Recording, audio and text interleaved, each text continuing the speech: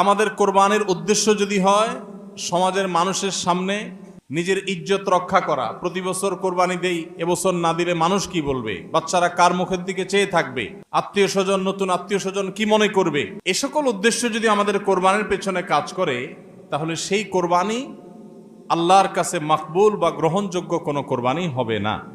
কোরবানি প্রসঙ্গে আল্লাহ রাব্বুল আলামিন বলেছেন, ইন্নামা ইয়াতাকাব্বালুল্লাহু মিনাল মুত্তাকিন। আল্লাহ তাআলা শুধুমাত্র মুত্তাকিদের ত্যাগ, তাদের উৎসর্গ, তাদের কোরবানি, তাদের স্যাক্রিফাইস, এটা আল্লাহ তাআলা কবুল করবেন। অতএব যাদের ভিতরে তাকওয়া নাই তাদেরটা আল্লাহ তাআলা গ্রহণ করবেন না, কবুল করবেন না। আমরা যে আয়াত পড়েছি সেই আয়াতও দেখেছি আল্লাহ রাব্বুল আলামিন ইরশাদ করেছেন যে আমাদের কোরবানির রক্ত, আমাদের কোরবানির পশুর গোশত, এর কিছুই কি আল্লাহর কাছে যায়? কিছুই আল্লাহর কাছে যায় না। অন্য সব ইবাদত, আর্থিক ইবাদত, এটার ফিডব্যাক আমাদের কাছে আসে না সাধারণত। আমরা যখন দান সাদাকা করি, দান সাদাকা করলে ওইটা কি নিজে খাওয়া যায়? যখন দান করি, সাদাকা করি, তখন ওইটা আল্লাহর তরফ থেকে গরিবদেরকে দিয়ে দিতে হয়, নিজে খাওয়া যায় না। কোরবানি এমন একটা ইবাদত যে আমরা কোরবানি করার সময় বললাম বিসমিল্লাহ আল্লাহু আকবার, আল্লাহুম্মা লাকা মিনকা ওয়া লাক, আল্লাহ আপনার পক্ষ থেকে পেলাম এবং আপনার উদ্দেশ্যেই কোরবানি করলাম বলতেছি। তো আল্লাহর উদ্দেশ্যে দিয়ে দেওয়ার পর নিয়ম হলো আল্লাহর বান্দাদের মধ্যে গরিব যারা, দুঃখী যারা, তাদেরকে দিয়ে দিব। এটাই তো সাদাকার নিয়ম, দানের নিয়ম। কিন্তু কোরবানি এমন একটা ইবাদত যে ইবাদত আমি আল্লাহর উদ্দেশ্যে করলাম, আল্লাহকে খুশি করার জন্য জবে করলাম, কিন্তু গোশতটা আবার আল্লাহ আমাকে খাওয়ার অনুমতি দিয়েছেন। এটা অন্য ইবাদতে নাই। এখন এই ইবাদতে যদি গোশত খাওয়াটা মুখ্য হয়, গোশত আহরণ করা মুখ্য হয়, সমাজে মানুষের কাছে মুখ উজ্জ্বল করা মুখ্য হয়, আসল উদ্দেশ্য যদি হয় দুনিয়াবি বা পার্থিব বিষয় আশয়, আসল উদ্দেশ্য যদি হয় শো অফ করা, আসল উদ্দেশ্য যদি হয় মানুষকে দেখানো, আসল উদ্দেশ্য যদি হয় আত্মীয় স্বজনের কাছে মুখ রক্ষা করা, বাচ্চা কাচ্চা কার দিকে চেয়ে থাকবে, সেটা যদি উদ্দেশ্য হয়, তাহলে এটা ইবাদত হবে না। এজন্য কোরবানির আগে সর্বপ্রথম যে বিষয়টি খুব জরুরি সেটা হলো আমাদের উদ্দেশ্যগুলোকে একটু ঝালাই করে নেওয়া, আমাদের উদ্দেশ্যগুলোকে একটু রিচেক করে নেওয়া। আমরা কেন কোরবানি করব? আমাদের কোরবানির উদ্দেশ্যটা কি? যদি শুধুমাত্র আল্লাহর সন্তুষ্টি উদ্দেশ্য হয় আর সে উদ্দেশ্যে আমি কোরবানি করি, গোশত আমার মুখ্য না, তাহলে সেক্ষেত্রে একটা গরু আমি যে দামে কিনেছি বাজার দর তার চাইতে আরো অনেক কম, তাহলে আমার আফসুস হওয়ার কথা না। কারণ আল্লাহ তাআলা সওয়াব দেওয়ার সময় গোশত কয় কেজি হয়েছে সেই হিসাবে দিবেন, নাকি আমি কি পরিমাণ টাকা আল্লাহর রাহে খরচ করলাম সেই পরিমাণ দিবেন? আমার খরচ করা টাকা আল্লাহর উদ্দেশ্যে যদি এটা নিয়োগ করে থাকে, তাহলে 1 লক্ষ টাকার গরু আপনি কোরবানি দিচ্ছেন, নিয়ত যদি সহি হয়, বিশুদ্ধ হয়, দুনিয়াবি কোনো ধান্দা যদি না থাকে, তাহলে আল্লাহ তাআলা সওয়াব কি 1 লক্ষ টাকার দিবেন, নাকি ওই গরুটার দাম বাজারে 80,000, আপনি কিনছেন 1 লাখ, তাহলে আল্লাহ বলবেন না তুমি কেন বেশি দিয়ে কিনছো, ওইটার দায়িত্ব তোমার, আমি 80,000 সওয়াব দেব? এমন হবে? কিন্তু তারপরেও আমরা কোরবানির পশু কেনার পর দেখা যায় ওইটা নিয়ে আমাদের অনেকের হেজিটেশন থাকে, আফসোস থাকে।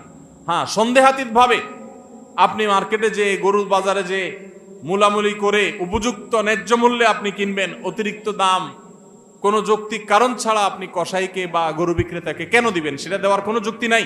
আপনি অবশ্যই মূলামূলি করে ন্যায্য মূল্যে কেনার চেষ্টা করবেন, কিন্তু কেনার পর এর দাম কত হইলো না হইলো, গোশত কয় কেজি হলো, পার কেজি কত পড়লো, তাতে লস হলো না লাভ হলো, এগুলা সবগুলো প্রমাণ করে যে কোরবানির উদ্দেশ্যে ভেজাল আছে।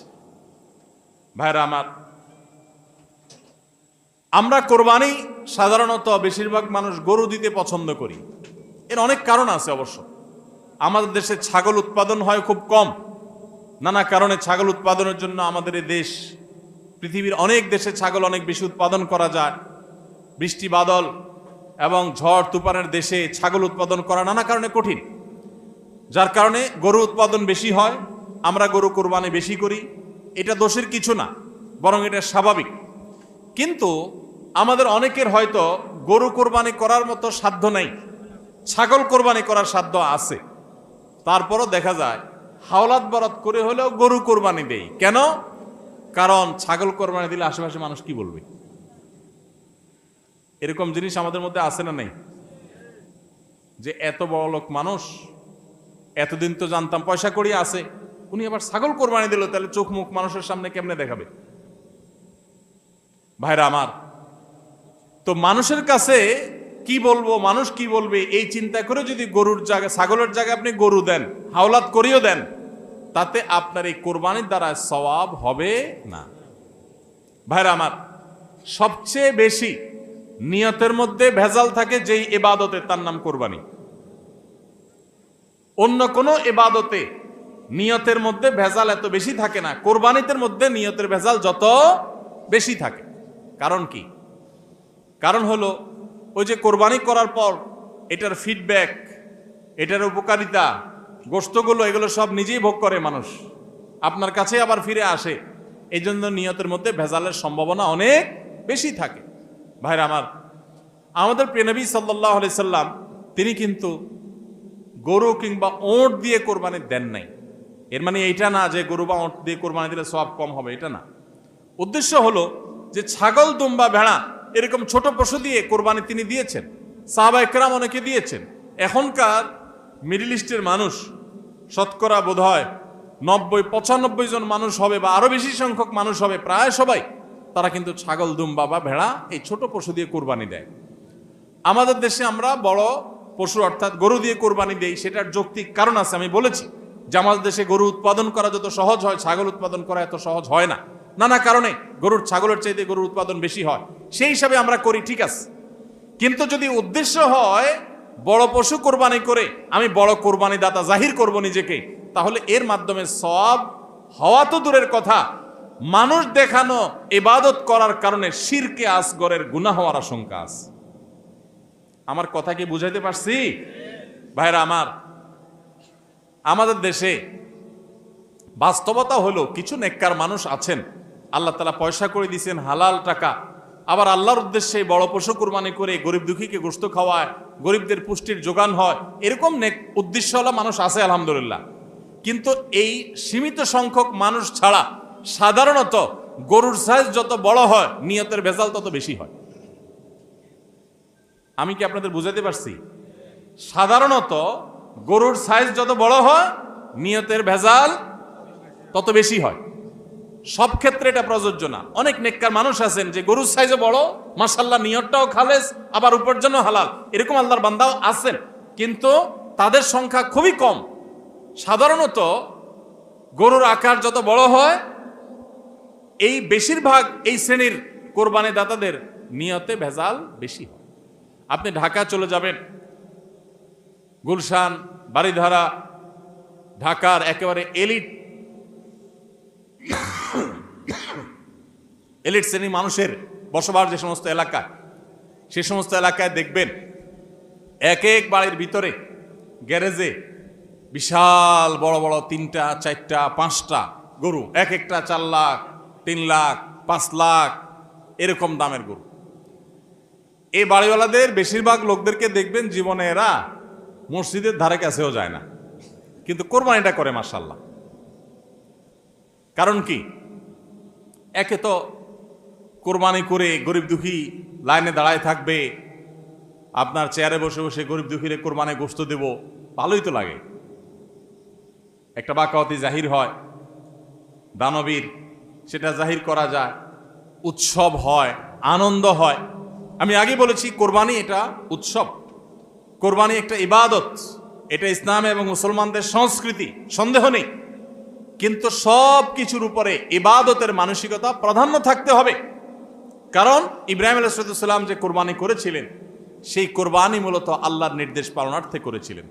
তিনি মূলত আল্লাহর কাছে প্রমাণ করেছেন বা আল্লাহর কাছে প্রকাশ করেছেন যে আল্লাহ যত আদেশ করেন, যত নিষেধ করেন সব তিনি মানবেন। এমনকি নিজের সন্তানকে কোরবানি করার নির্দেশ আল্লাহ করার পর সেটাও মানতে তিনি প্রস্তুত হয়েছেন।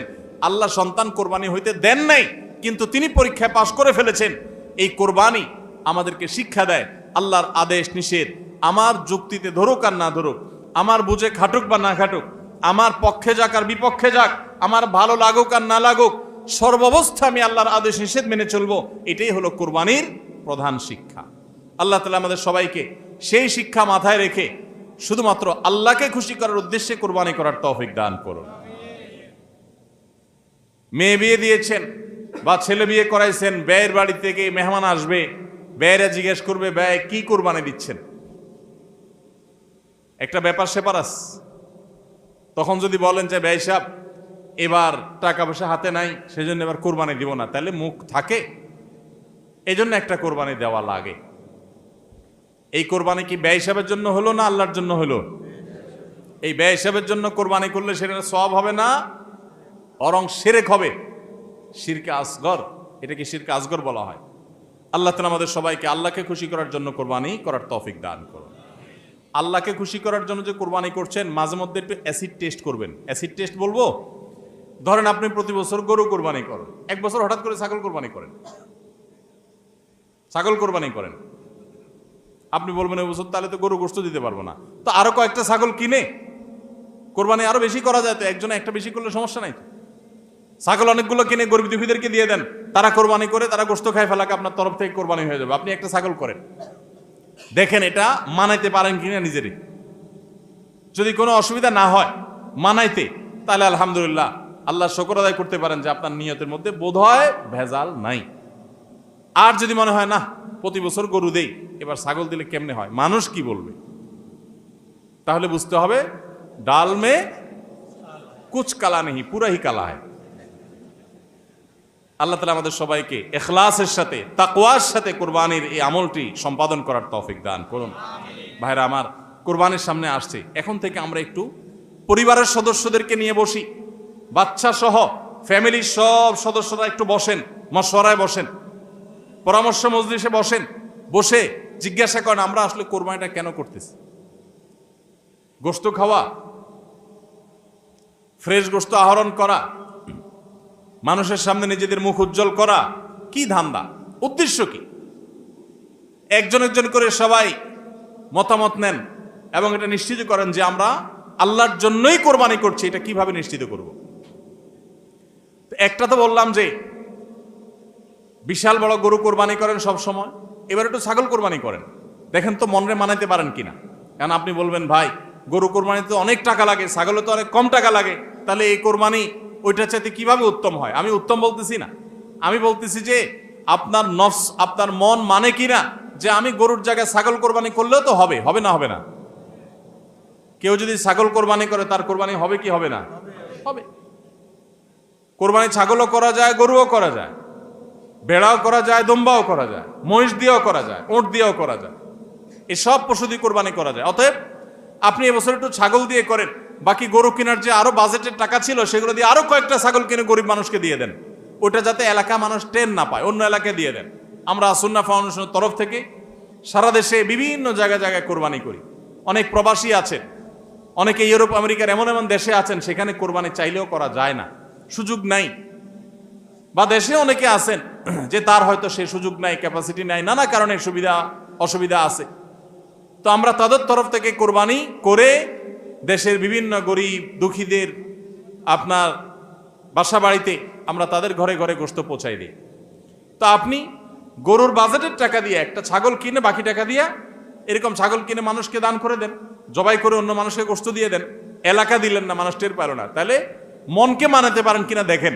এটা হলো অ্যাসিড টেস্ট, আমি বলতেছি না সবসময়, মাঝে মধ্যে এরকম করে দেখেন যে মন মানে কিনা। যদি দেখেন যে না মন মানে, তাহলে আলহামদুলিল্লাহ ভাইরা আমার। আর একইভাবে মাঝে মধ্যে আমার কোরবানি আমি জবাই করলাম, গোশত সব দিয়ে দিলাম, ফ্রিজে খুব একটা ভরলাম না, অল্প স্বল্প রাখলাম, কারণ আল্লাহ তাআলা বলেছেন ফাকুলু মিনহা ওয়া আতি'মুল বাঈসাল ফাকির, ফাকুলু মিনহা ওয়া আতি'মুল কানি' ওয়াল মু'তার। কোরবানি গোশত নিজেও খাবো, গরিব দুঃখীকেও খাওয়াবো, যে চায় তাকেও দিব, যে চায় না আত্মীয় স্বজন তাদেরকেও দিব। অতএব মুস্তাহাব এই তিনও ভাগে ভাগ করা, কিন্তু এটা ফরজ ওয়াজিব না। তাহলে আমি পরিমাণ একটু কম রেখে বেশিরভাগই দিয়ে দিলাম, মন মানে কিনা দেখেন, মন মানে কিনা। অনেকে আছেন লামসাম সামান্য একটু দিয়া আর সব ফ্রিজে ঠেলতে ঠেলতে ফ্রিজের দরজায় লাগে না, পারলে রশি দিয়া বাঁধে যে দরজা লাগে না, কারণ গোশত পায়া ভুড়ি কলিজা ফ্যাপসা সব ঢুকাইতে ঢুকাইতে ফ্রিজ বেচারা জাম হয়ে গেছে। তাহলে কোরবানি কেন করতেছি? গোশতের জন্য যদি কোরবানি হয়, এই কোরবানি করবাই না, এটা ফুর্তি। কোরবানি তো ত্যাগের নাম, আপনার ভিতরে ত্যাগ কতটা আছে, ত্যাগের মানসিকতা কতটা আছে। আপনি আল্লাহর রাহে আল্লাহকে খুশি করার জন্য লাখ টাকা দিয়ে গরু কোরবানি করেন, ভালো কথা। আপনার মধ্যে আসলে ত্যাগের মানসিকতা আছে কি এটা প্রমাণ করার জন্য মাদ্রাসা, নতুন মাদ্রাসা হচ্ছে, সেখানে লক্ষ লক্ষ টাকার দরকার আছে, আপনি সেখানে 20,000 50,000 টাকা অকাতরে দিতে পারেন কিনা, এটা অ্যাসিড টেস্ট। সেখানে টাকা বাইর হয় না। কোরবানিতে লাখ টাকা দেন, মাদ্রাসা টাকা দেন না, মসজিদে টাকা দেন না, আরো অনেক দিনের কাজ আছে সেখানে টাকা দেন না। গরিব দুঃখী মানুষ আছে, তাদের দরকার। একজন গরিব, তার চিকিৎসা মাত্র 20,000 টাকা হলে হয়ে যায়, আপনি 20,000 টাকা দিতে পারেন কিন্তু দেন না, 2,000 দেন, 500 টাকা দেন, কিন্তু কোরবানির সময় মাশাআল্লাহ 1 লাখ টাকার গরু কিনেন। যদি আল্লাহর জন্যই হয়, স্যাক্রিফাইসও যদি হয়, কোরবানিও করেন, ওখানেও দেন, কিন্তু কোরবানির সময় আসেন ওখানে নাই, তাহলে আপনার এই কোরবানিটা কি আল্লাহর জন্য হচ্ছে না নিজের জন্য হচ্ছে, আল্লাহর খুশির জন্য হচ্ছে না অন্য কোনো উদ্দেশ্য হচ্ছে? এই প্রশ্ন জোরালোভাবে আমাদের অবশ্যই রাখতে হবে। ভাইরা আমার, এর মানে আবার কেউ এটা বুঝেন না যে কোরবানি কম হোক আমরা সে চেষ্টা করবো না, কোরবানি আরো বেশি বেশি করার চেষ্টা করবেন। কোরবানি যত বেশি হবে তত আমাদের সব দিক থেকে লাভ। যারা কোরবানি বিদ্বেষী, সেকুলার, বিশেষ করে এক শ্রেণীর মুসলিম বিদ্বেষী নাস্তিক আছে, কোরবানির মৌসুম আসলেই দেখবেন এদের পাখা গজায়। এরা দেখবেন গরুর প্রতি মায়া এত বেশি, এত দরদ, তারা বলে আহারে এতগুলো গরু জবাই করে ফেলা হবে, এই গরুগুলোর ভিতরে প্রাণ আছে, কত নির্মমতা। এরকম দেখবেন এরা এখন থেকে, এই কদিন পর থেকে দেখবেন সোশ্যাল মিডিয়াতে, ফেসবুকে তাদের এই সমস্ত জিগি শুরু হয়ে যাবে, আছে না নাই? এরা আবার সকাল বিকাল বিফ ছাড়া, মাটন ছাড়া, অর্থাৎ গরু গোশত আর খাসি গোশত ছাড়া, মুরগির গোশত ছাড়া তাদের নাস্তাও চলে না। তাদের নাস্তায় থাকে হলো আপনার চিকেন স্যান্ডউইচ, তাদের দুপুরে থাকে হলো বিফ কারি, তাদের রাতে থাকে হলো গরুর কালাবুনা অথবা মাটন, ডাল খাসি। 3 বেলা গোশত ছাড়া চলে না। কিন্তু মুসলমানদের কোরবানি আসলে তাদের কি হয়? অ্যালার্জি ছাড়া চুলকানি শুরু হয়, আছে না নাই? এই জন্য এদের প্রতিবাদে কোরবানি আরো বেশি করে করবেন, কিন্তু সেটা আল্লাহকে খুশি করার জন্য যেন হয়। কারে খুশি করার জন্য হবে? আল্লাহকে খুশি করার জন্য। ভাইরা আমার, কোরবানি যত বেশি হবে আমাদের যেরকম সওয়াব হবে, আমাদের দেশের অর্থনীতিতে অনেক বেশি কল্যাণ বয়ে আনবে এই কোরবানি। কিভাবে সেটা? প্রতি বছর কোরবানিতে যে লক্ষ লক্ষ গরু ছাগল জবে হয়, এই লক্ষ লক্ষ গরু ছাগল এগুলো তো আসমান থেকে নাজিল হয় না, জমিন ফেড়ে বের হয় না। এক সময় ইন্ডিয়ান গরুর উপরে আমাদের দেশ নির্ভর ছিল। আলহামদুলিল্লাহ গত বেশ অনেক বছর ধরে আপনারা দেখেন যে আমাদের দেশীয় গরু দিয়েই আমাদের কোরবানির ম্যাক্সিমাম চাহিদা প্রায় পূরণ হয়ে যায়। ইন্ডিয়ান গরুর উপরে এখন আর আমাদের কোরবানি নির্ভর নয়। এই যে গরুগুলো উৎপাদন হচ্ছে, আপনি উত্তরবঙ্গে গেলে দেখবেন, আমি যাই বিভিন্ন সময়, সিরাজগঞ্জ যাবেন, পঞ্চগড় যাবেন, ঠাকুরগাঁ যাবেন, দিনাজপুর যাবেন, বিভিন্ন জায়গায় যাবেন উত্তরবঙ্গে, দেখবেন যে কৃষকরা তারা অনেকে গরু পালন করছেন। আমরা সুন্নাহ ফাউন্ডেশন থেকে যখনই কোনো বিধবাকে, কোনো গরিব অসহায় মানুষকে স্বাবলম্বী করার জন্য বলি আপনাকে কোন জিনিসটা কিনে দিলে আপনার ভালো হয়, আপনি সেটা দিয়ে উপার্জন করতে পারবেন। বেশিরভাগ বিধবারা, বেশিরভাগ অসহায় মানুষেরা তারা বলে একটা গরুর বাছুর কিনে দেন, একজোড়া ছাগল কিনে দেন, তাহলে এগুলো আমি সারা বছর বড় করব। এগুলো বড় করতে আমার কোনো ঝামেলা নাই। দোকানদারি করা অনেক ঝামেলার কাজ, চ্যালেঞ্জের কাজ, বাকি চলে যায়, টাকা তোলা যায় না, এগুলো সহজ। এই বাছুরটাকে আমি ঘাস খাওয়ায় বড় করব। কোরবানি মৌসুম আসলে এই 20,000 30,000 টাকা দিয়ে কেনা বাছুরটা আমি 70,000 80,000 টাকা বিক্রি করব, ডাবল হয়ে যাবে, আমার লাভ হবে। তাদের জন্য এটা সহজ। তো কোরবানির এই ইবাদতটা মুসলমানরা যেটা করেন এদেশে, এটার মাধ্যমে এদেশের আর্থসামাজিক উন্নতি হয়। লক্ষ লক্ষ হাজার হাজার কৃষকের, পশুপালনকারীদের তাদের উপার্জনের মাধ্যম হয়। কোটি কোটি টাকা, মিলিয়ন মিলিয়ন টাকার ডিলিংস হয়, লেনদেন হয়, যেটা জাতীয় অর্থনীতির চাকা এটাকে ঘোরাতে সাহায্য করে। কোরবানির এই ইবাদত এটা আমাদের অনেক গরিব অভাবী মানুষের পুষ্টির যোগান দেয়। আপনারা জানেন অনেক গরিব মানুষ আছেন কোরবানির মৌসুমে মন ভরে একটু গোশত খাইতে পারেন, সারা বছর গোশতের দাম এত বেশি, তো বেচারারা কিনে খেতে পারেন না। তাহলে কোরবানির এই গোশত, কোরবানির এই উৎসব, এই ইবাদত, এটার মাধ্যমে পশুপালনকারীদের উপার্জনের মাধ্যম হয়।